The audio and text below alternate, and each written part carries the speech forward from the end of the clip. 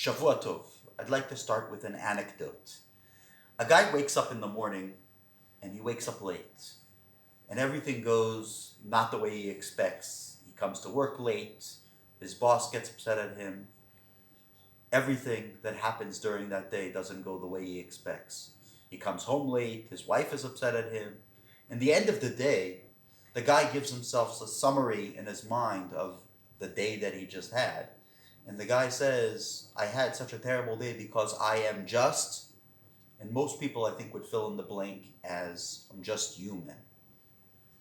On the contrary, if a person has a great day and everything goes exactly the way he expects and even better than that, and he gets praises at work and his wife is very happy with him and he comes home on time and everything goes exactly the way he expects, in the end of the day, a person says to himself, wow, I had such a great day because I am. And nobody would fill in the blanks and say, I'm just human. You would say different things, but not that. It's interesting that our failures, we attribute to the fact that we are human. And our successes and good days that we have, we don't attribute to the humanity of our existence, but to other things, being super something, but not to our humanity. I'd like to try in our Parashat Re'eh that we just read.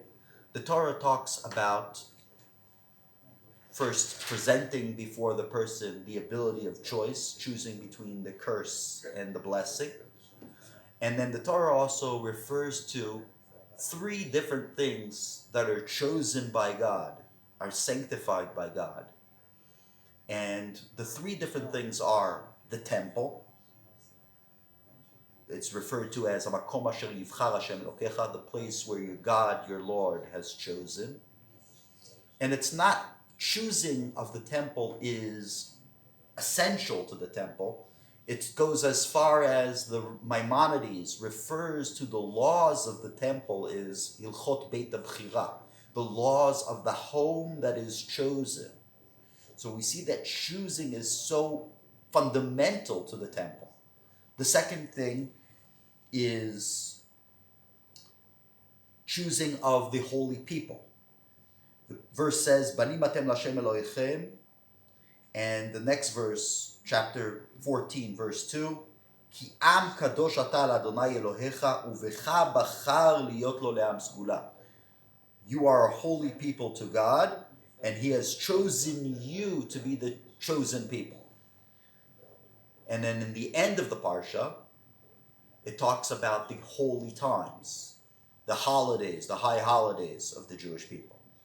So we have three different chosen elements: the chosen place, the chosen people, and the chosen time. I want to focus on the chosen people.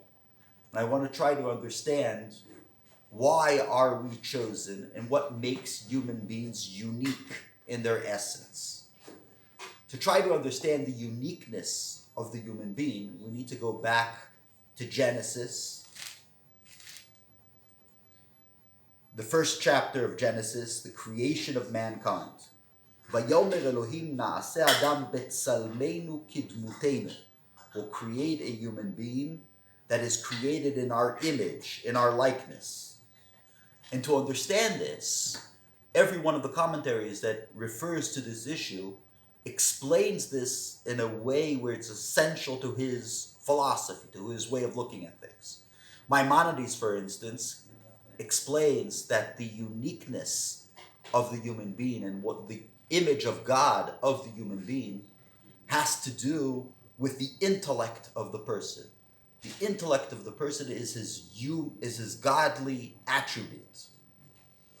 Rav Ovadia Sforno, the commentary of the Middle Ages, explains that what's unique about the human being is the freedom of choice that he has. In the same way God creates things with his decision, with his freedom of choice, likewise the human being has the freedom of choice to excel, to use, and that is what makes him like godliness. to try to understand where this element of the freedom of choice that the human being has, we need to understand also that in the creation of the human being, there are two elements that are brought together.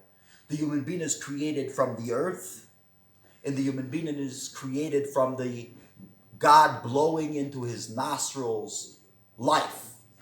So we have the neshama that comes from above that is blown into the nostrils, and we have the body of the human being that comes from below. And the tension between these two elements is what gives the person the ability, the freedom of choice, and the ability to choose and to do things out of that choice that he has.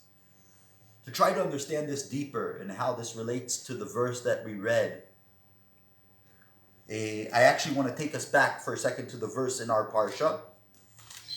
The Torah says, "Banim atem la'Adonai Elohechem lo titgodedu velo tasimu kolcha ben einechem lamet." Since you are children of God, you should not scratch yourself and you should not pull out your hair when the person is mourning over a dead body. And the question is, why? I could understand that one, because you're a child of God, that spiritually you should be clean. Spiritually you should not have hurt yourself. But what does that have to do with the body? Why is it because you're chosen by God and you're sanctified by God, one should not damage his body?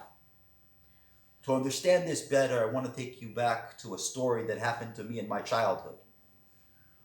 I grew up in Moshav Elazar, and my father was in charge of the guest homes of Moshav Elazar when I was 8 years old. And a giant in Torah scholarship by the name of Rav Yisrael Gustman used to come vacation in Elazar every year. In the second year that he vacationed, he brought a gift for me and my brother.